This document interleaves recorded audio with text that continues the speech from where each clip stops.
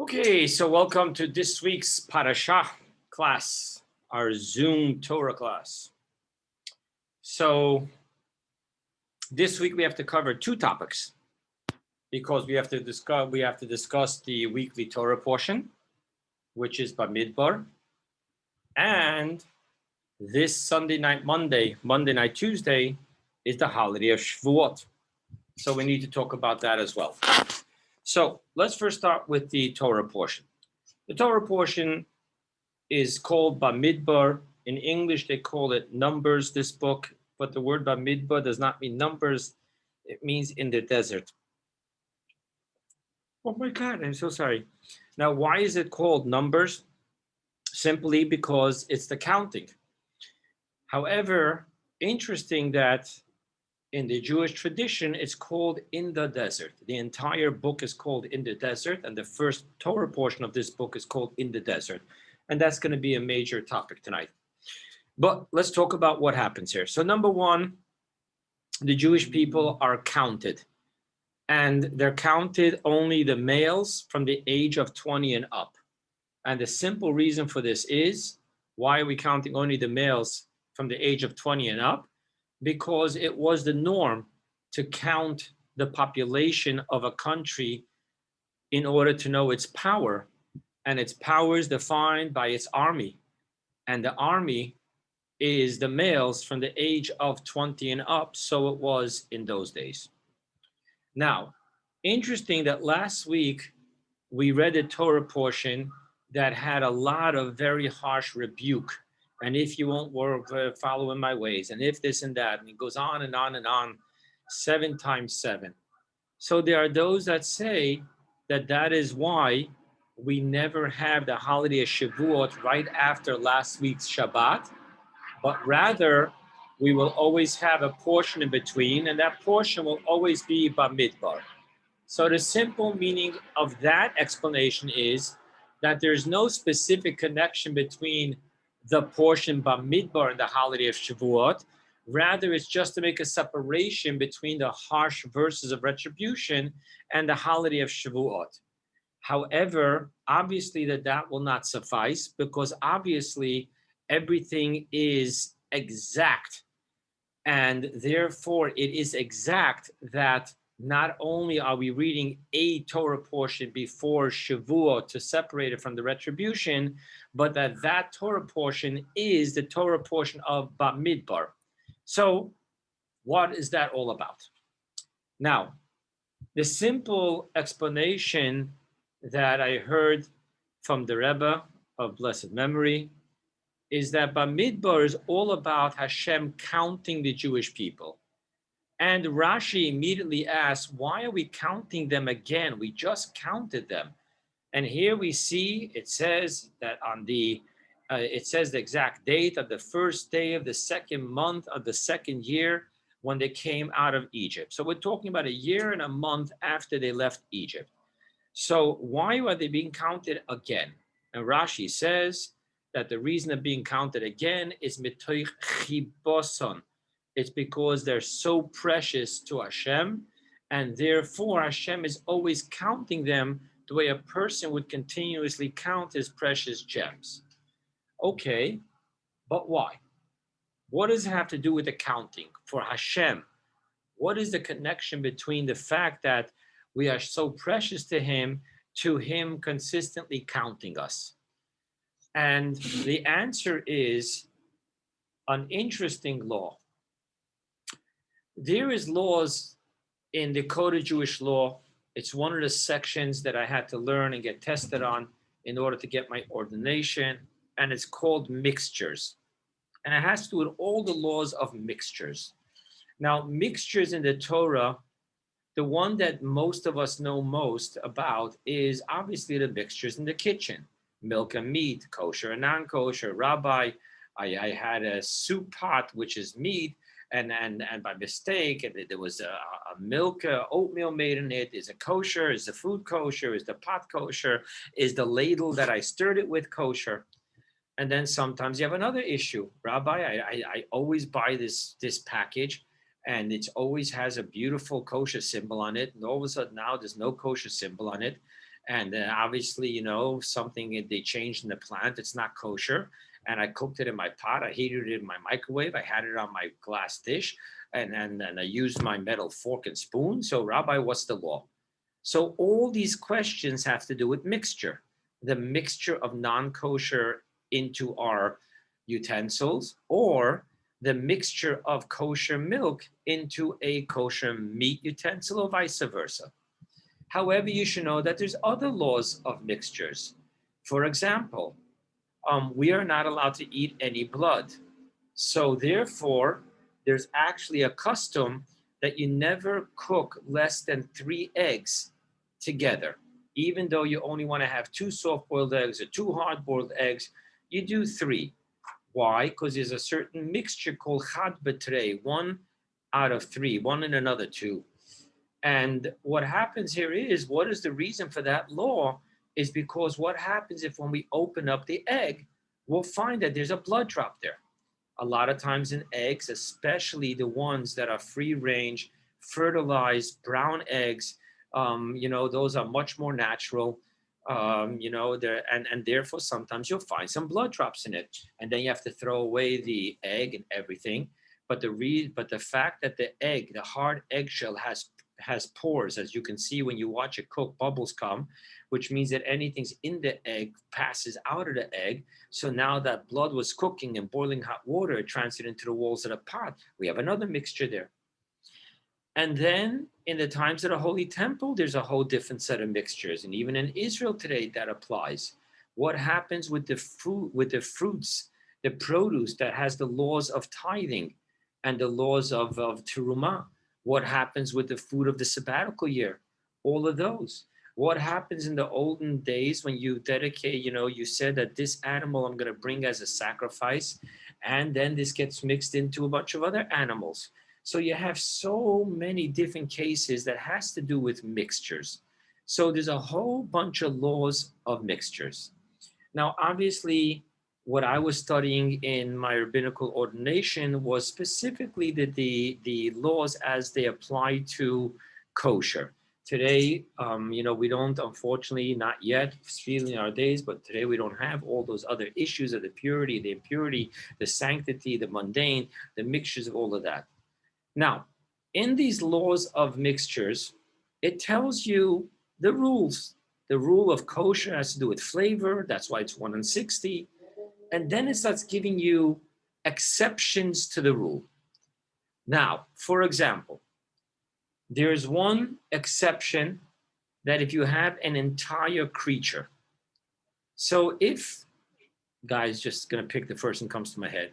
If a cockroach falls into your soup, and there's definitely 60 times the amount of soup than there is in the cockroach. There's a different issue here because an entire cockroach is an entire creation, and that cannot become nullified. So therefore, it's called beria. If you have an entire creation, it in itself has a certain value of importance that it doesn't become nullified to a larger amount. Now, let's get to why I'm telling you all of this. Because there's another law of an exception that regardless of how much the ratio makes it a minority of a minority of a minority, it will never lose its identity to the greater mass.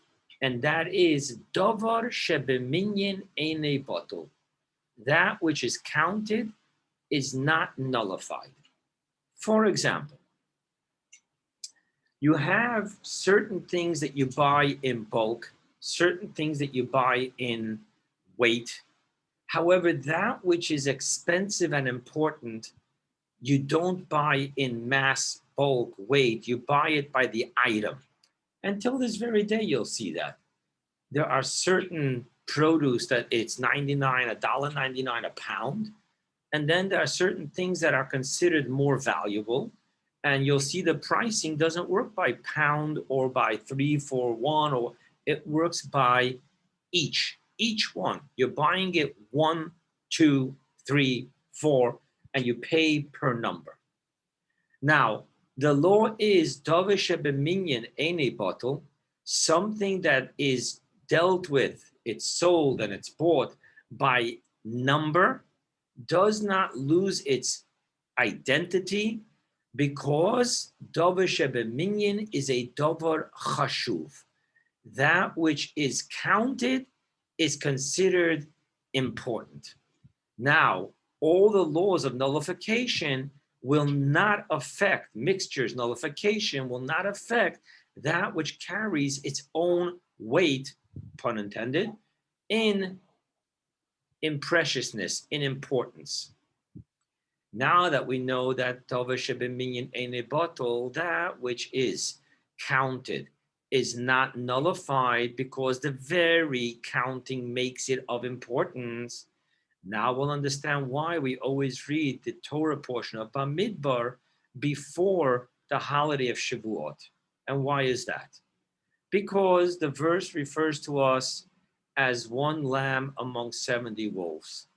You look at our population as a Jewish people in the face of the human race.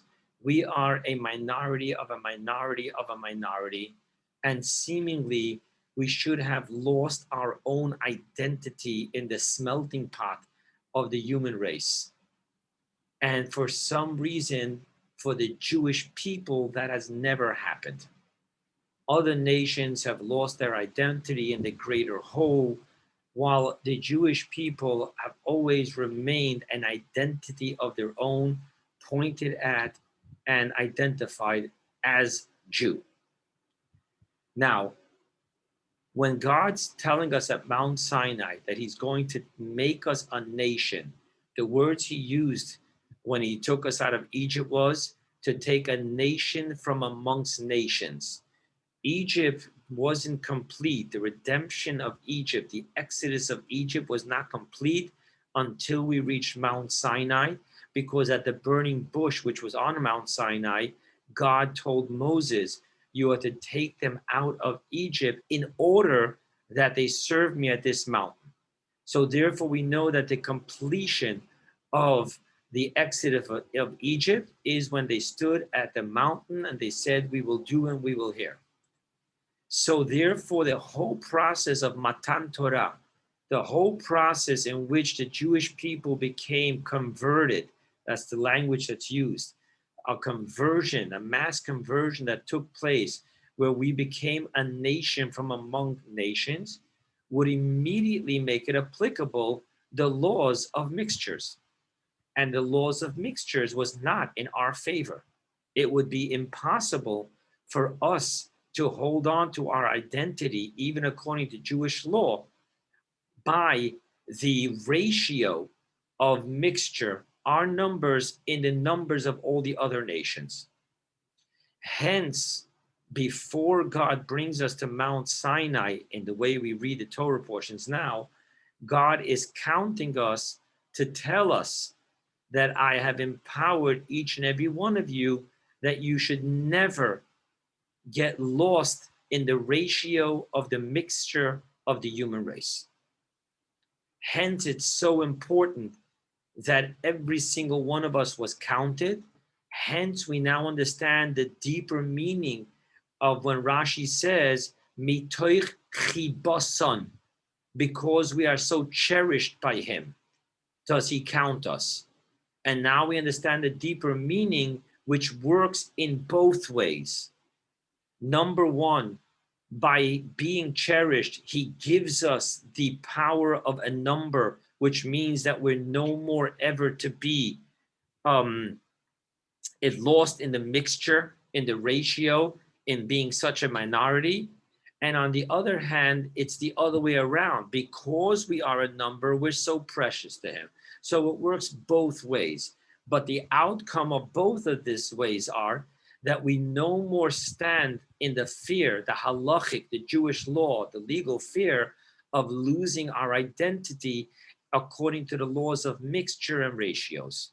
So now we understand a bigger picture of why we're reading this Torah portion, which leads us to the question even deeper than why in the Jewish tradition is this called Bamidbar in the desert rather than being called numbers, when the primary focus here is that we are being counted each an individual number. Okay. I also want to point out one other thing, an important insight to what's taking place here. There is a paradox when we count by number. And what is that paradox? The paradox is that on one hand, to have numbers, there must be separation.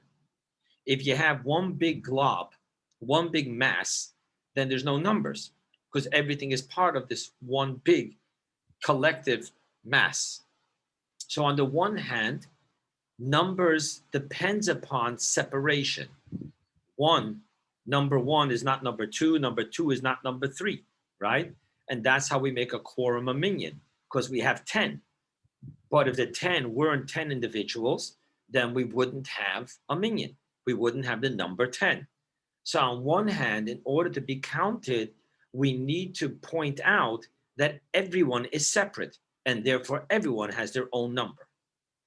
Yet on the other hand, what's amazing is, the paradox is, that when counting, Moses is not more than one, and the simplest of the simplest, a sinner, whoever he or she may be, is not counted less than one.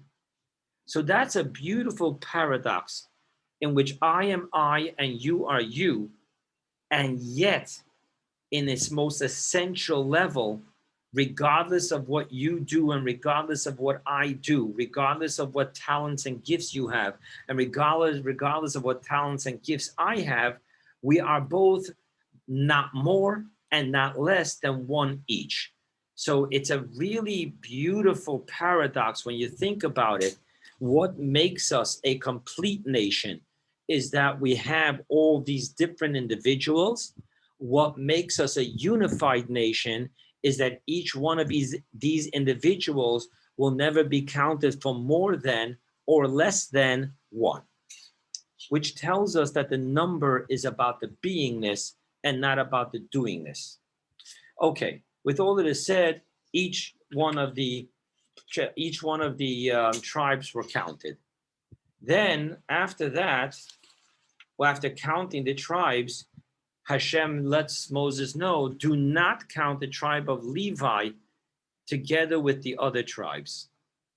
So I've shared with you that whenever we have the number 12 tribes, there's always two ways of counting the tribes of Israel. One is by counting the 12 sons of Jacob. If you count the 12 sons of Jacob, then the third son of Jacob was Levi, which means the Levites and the Kohanim, which are within the tribe of Levi, are one of the 12 tribes. However, there are times when we don't count the Levites. For example, we have to divide the land of Israel into 12 portions for 12 tribes, but we're clearly told that the tribe of Levi did not get a portion in the land of Israel. So how do you have 12 then?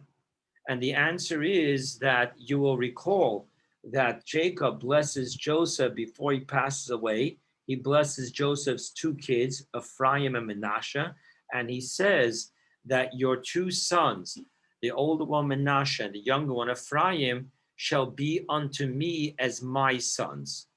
And what does that mean? What Jacob was saying was that whenever Levi will not be counted as one of the 12 tribes, we're going to remove you, Joseph, and in your place, we're going to put your two sons. Hence, we'll have 12 without Levi.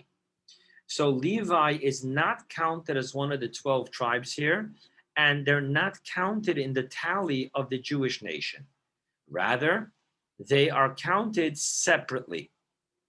Now, why is that so? So Rashi tells us, Kedai ligyono shel melech, it is worthy that the special troops of the king be counted alone.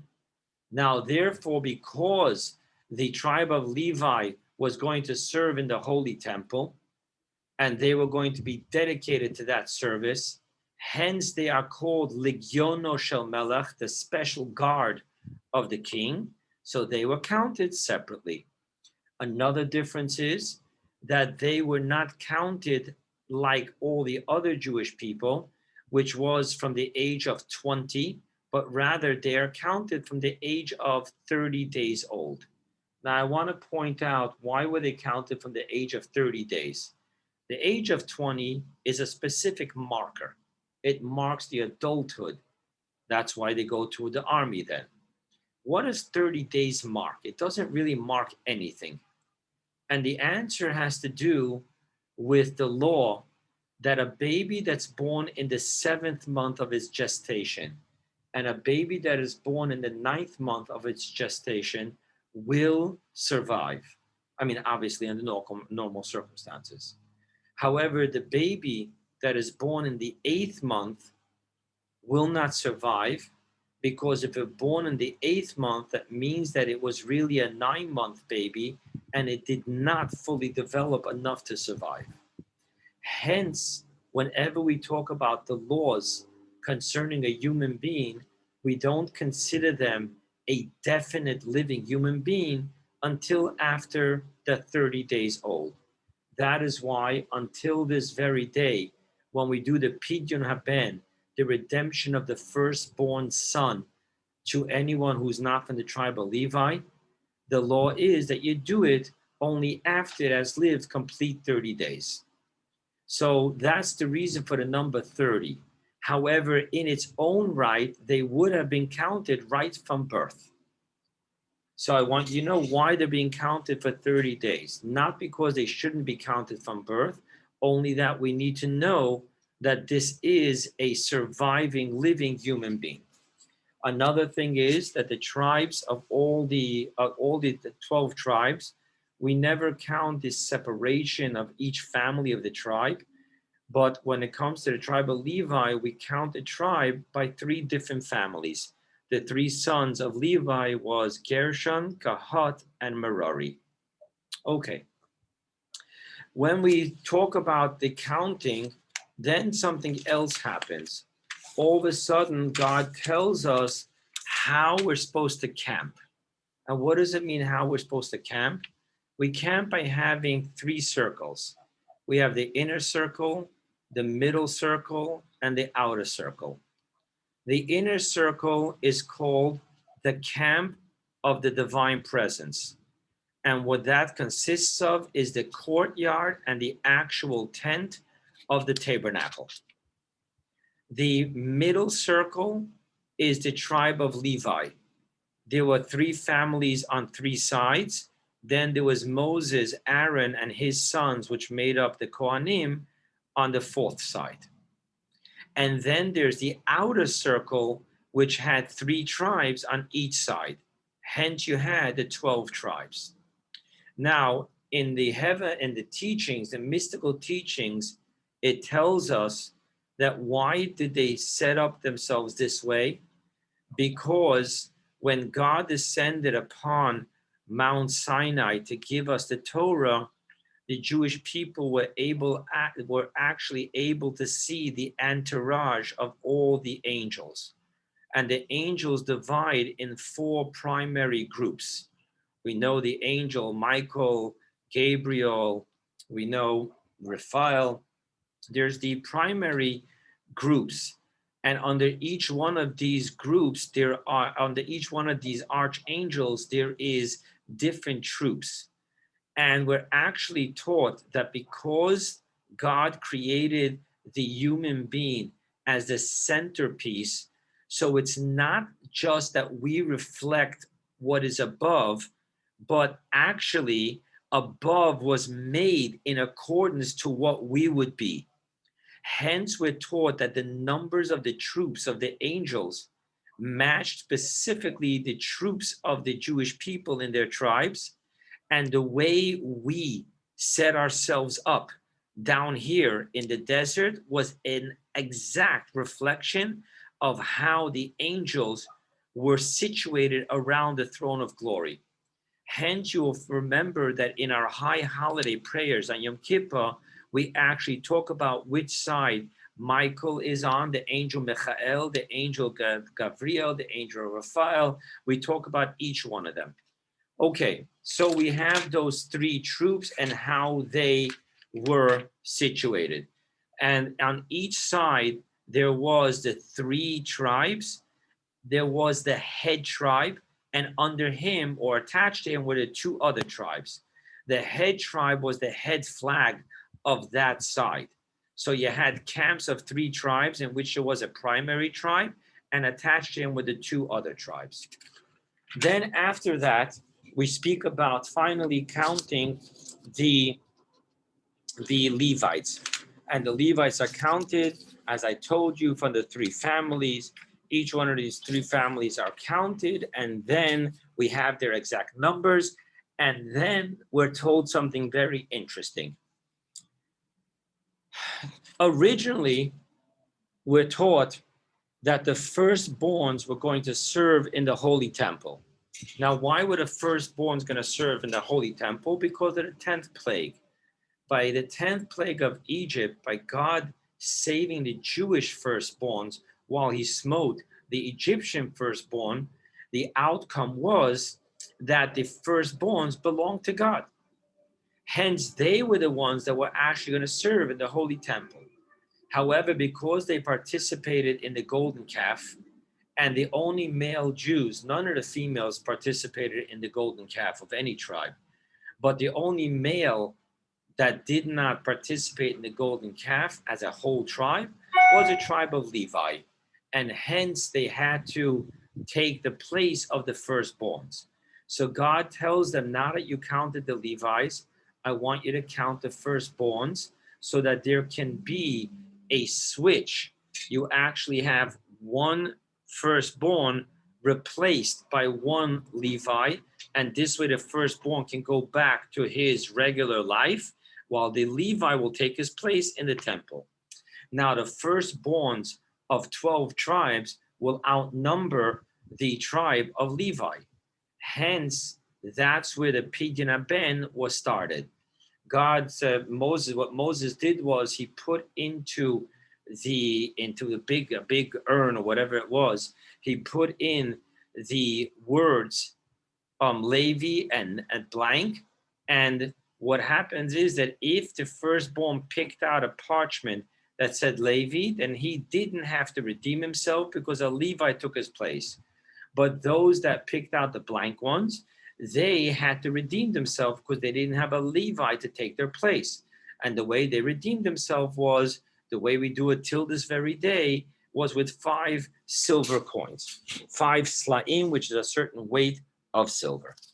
Okay, and then after that, we talk about how even though the Kohanim were the ones that served in the temple, the Levites had their specific jobs. Now, the job that we're going to talk about here, not the jobs that they actually did when the temple was standing, but the job that they did in carrying the temple, disassembling it, carrying it, and reassembling it as the Jewish people would travel through the desert. And that divided again into the 3 families. And also it was the Levites who had the specific job to make sure that no one else enters into the temple by warning them, you can't pass this line if you're impure. Or even if you're pure, this line you can't pass either because it's only for those who are doing the service in there, so forth and so on. Okay, so now we pretty much have the story of the Torah portion of Bamidbar. Now let's talk about briefly the holiday of Shavuot. The holiday of Shavuot actually has 2 completely separate concepts simultaneously going on. The holiday of Shavuot is an agricultural holiday. The word Shavuot actually means weeks. And the reason is because Passover is in spring, when the new crop of wheat would begin, and they would mark it. And for the next 7 days, 7 weeks, they would count. And then at the end of the 7 weeks, that means on day number 50, they would bring special sacrifice with 2 loaves of bread from the new crop. And that was the holiday of the harvest of the new crop. And to commemorate this till this very day, that's one of the reasons that we adorn the shul with not only flowers, but also fruits, because it's the Chag Bikurim, it's the holiday of the new fruits. Okay, now that is one concept which had every year they would have to do it in the Holy Temple. However, there's another concept of the holiday of Shavuot, which is what most of us are taught primarily when we're children, and that is Zman Matan Toratenu. It is the time when God gave us the Torah. So the Jewish people left Egypt, and 50 days later was when God descended upon Mount Sinai and gave us the Torah. And from this holiday's perspective, the reason why we have flowers, specifically flowers, not the fruits, but the reason why we have flowers adorning the shul is because we are taught that God adorned Mount Sinai with flowers for the occasion of when he gave the Torah.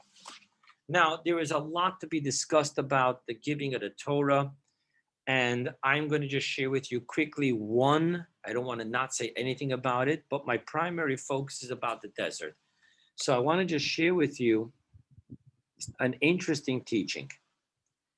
All 613 commandments are hidden and can be extrapolated from the 10 commandments. So when God gave us the 10 commandments, he actually gave us the entire Torah of 613 commandments. More than that, the entire 613 commandments, as they are divided into the 248 thou shalt and the 365 thou shalt not, the prohibitions, all of those are hidden within the first two commandments. The first two commandments are which we heard directly from God. I am God, your God. You shall not have any idol worship. You shall not worship any other gods. Now, in the first commandment, I am God, your God, is hidden the entire 248 positive commandments, thou shalt do. And in the second commandment, thou shalt not serve any other gods, is hidden and can be extrapolated all the 365 prohibitions. Even greater than that, the first two commandments are hidden in the first commandment. I am God, your God. So even the thou shalt not serve any other gods is already hidden in the I am God, your God. Even more than that, the entire first commandment, I am God, your God, who took you out of Egypt, is hidden in the first word, I, Anochi. Even more than that, the entire word Anochi is hidden in the first letter Aleph. Even more than that, the first letter Aleph is hidden in that little crown that we put in the thorn, actually it's called, the koitzai. The top letter, the Aleph, is made up of three letters, a top yud, a bottom yud, and a vav in middle. So it's all within the top yud, but the top yud also has like a little thorn / crown that goes up. If you look in the way it's written in the Torah, not the way it's printed, and everything is hidden in that top crown. Now, what does this mean to us? Again, I'm going to be brief here. What it means to us is that ultimately the 10 commandments are a reflection of the 10 emanations, the 3 intellects, the 7 emotions, wisdom, understanding, knowledge, and all the 7 emotions, love, fear, and so forth. Now, on top of that, there is the crown. The crown is made up of 2 parts. There is the circle that fits the head, made to size, and that is called the power of will. And higher than that is the outer circle, which in Kabbalah we call that the inner circle because we're going inwards, inwards, inwards. But I'm saying not the part that's made to fit your head, but the larger size. That represents the infinite circle, which is pleasure, the inner essence and peace of God. Now, what we're now understanding is that every one of these commandments, every word of the Torah is ultimately the oneness of the will of God. Even more than that, the oneness of the inner essence, peace, and pleasure of God. Hence, we understand that the Torah is not just a book of laws, a book of rules, but rather it is the way that God gave himself to us. There is no way that we can ever grasp God, both intellectually grasp or grasp God. So how do we have a true relationship with God? And the answer is because God placed himself into the Torah, and therefore, when we study Torah, digest Torah, we are actually grasping God, digesting and internalizing God, becoming one with God. Hence, we are taught on the verse, V'yikhu teruma, you shall take from me teruma. Teruma simply means a donation. However, the mystics explain it in the Zohar that the word teruma is made up of the word Torah, mem. The Torah that was given in mem equals 40, in 40 days and 40 nights. Now, what does it mean? V'yikhu Torah, you shall take me Torah. It should have said, you shall take the Torah. And the deeper meaning is because by taking the Torah, you take me. Hence, we're taught, when you take, you grasp, you digest the Torah, it is me that you are taking, grasping, and digesting. Okay. Now I want to talk about the desert. What is the secret of the desert? Why was the Torah given in the desert? Why wouldn't it be given in Temple Mount, in the Holy Temple? I mean, because ultimately God has all the following commandments, everything that he speaks to Moses after Mount Sinai revelation is all coming from the Ohel Moed. It's all coming from the tent of the testimony, the tabernacle. So why the Mount Sinai in the desert? What's the whole scoop of the desert? So there's the most simple explanation that our sages give, that God is giving us a strong message. I'm not giving you the Torah in any land, country that anyone can claim rights to. I'm not even going to give it in Israel, in which there's different portions with different tribes that anyone should be able to say, aha, God gave it to us in our land, in our portion. Hence, God takes the most ownerless place on earth, which is the desert, and lets us know the desert is ownerless. Hence, whoever wants to, whoever chooses to acquire the Torah is his. No one can say, hey, this is my Torah. You can't have it. Leaning on this interpretation, there's another insight that says if you want to be able to study, acquire the Torah, you're going to have to leave the comfort zone of civilization and go into the barrenness where you will not be pursuing physical wealth, physical comfort, physical fame, physical power, but rather you're willing to negate all of that and be in the barrenness of a desert. And that way you can receive the Torah. To quote what our sages say in Pirkei Avot, that if you want to acquire Torah, you have to sleep on a bench, eat dark bread and water, no indulgence, because any type of physical indulgence is a strengthening of the physical sensory, which will become an arrogance that will get in the way of understanding the selfless, infinite knowledge of God. Okay, that's one interpretation. However, I want to share with you a specific interpretation that comes from the Alter Rebbe of Shneur Zalman of Liadi in his book Likutei Torah, in which he gives mystical insights for every Torah portion.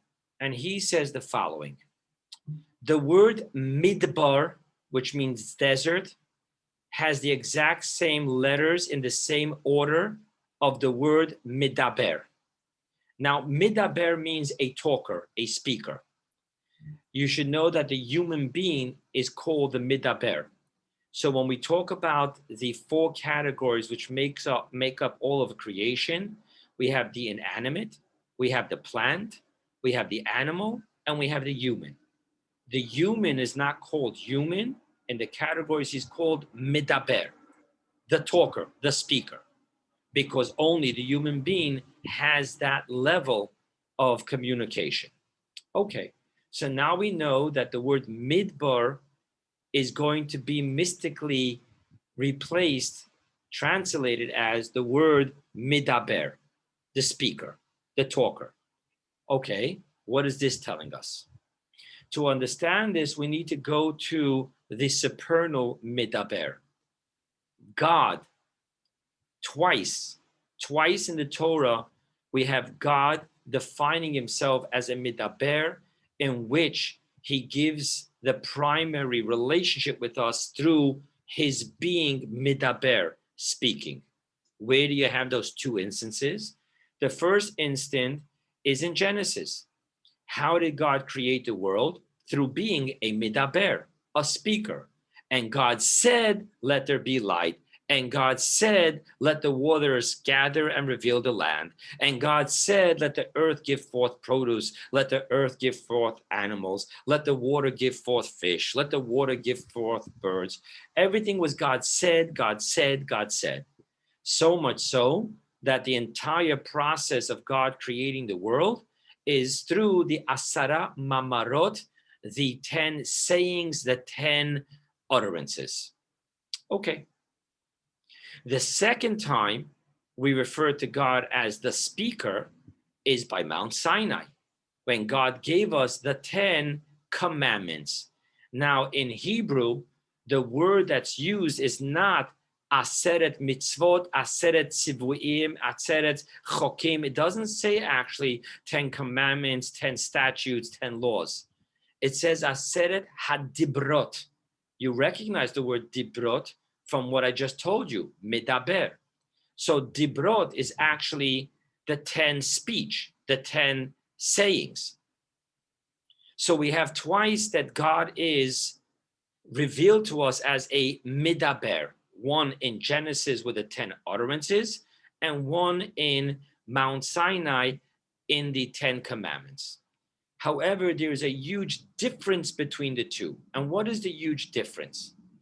In the 10 utterances, the job and purpose was in order to bring the finite out of the infinite, the creation out of the creator, the physical out of the spiritual, and the multiplicity, arrogance, identity, self-identity out of total transparency, oneness, and selflessness of God's being.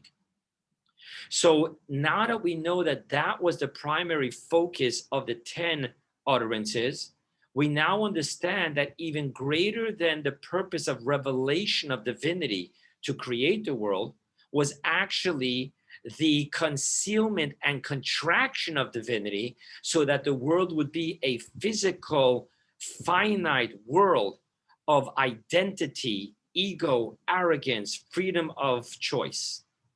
So the 10 utterances really is all about contraction and concealment, to the point where the process of the 10 utterances was to create the possibility, the potential of evil, because that is part of creation, part of freedom of choice, part of God's master plan in creating the universe. So the 10 utterances was about the concealment of the infinite oneness of God, goodness of divinity, so that there can be the potential of separation and narcissism even, and evil. Now let's talk about the primary purpose of the 10 commandments. The primary purpose of the 10 commandments is the exact opposite. It is to bring forth the creator within the creation. It is to bring forth the infinite within the finite. It is to bring forth the spiritual within the physical, and it's to bring forth the absolute nullification of the nothingness, quote unquote, within the somethingness. So actually, while the 10 utterances created ex nihilo, something out of nothing, a arrogance out of selflessness and transparency, the 10 commandments is the exact opposite. It is the job of bringing forth the nothingness, the divinity, the selflessness, the oneness out of the arrogance and ego of the somethingness. So you have two levels of midaber, you have two levels of speech by God, and they're exact opposites. Now let's understand why God gave the Torah in the desert. So the desert is the place in which in Deuteronomy Moses refers to it as the place void of humanity, void of human civilization, the place in which there is deadly scorpions and serpents. It's a place in Kabbalah which represents a not good situation. It's void of divinity, void of growth, void of goodness. Now, God's giving the 10 commandments into the ultimate contraction of the 10 utterances. He's giving us the Torah in the desert. He's giving us the Aseret Hadibrot, the 10 commandments, Midaber, in the place of the ultimate expression of contraction and concealment of the Aseret Mamarot, the 10 utterances, Midaber. And now we understand what's going on here. The purpose of us receiving the Torah is to transform the 10 utterances, the Midbar, into the ultimate Midaber. God is telling us, go irrigate the desert. Take the place of the barrenness of the 10 utterances and bring forth the lush produce of the fulfillment and the divinity of the 10 commandments, the Torah. And that's the secret of Bamidbar, in the desert, to take the desert and to have a transformation from the midaber of the 10 utterances into total transparency for the midaber of the Aseret Hadibrot. Thank you.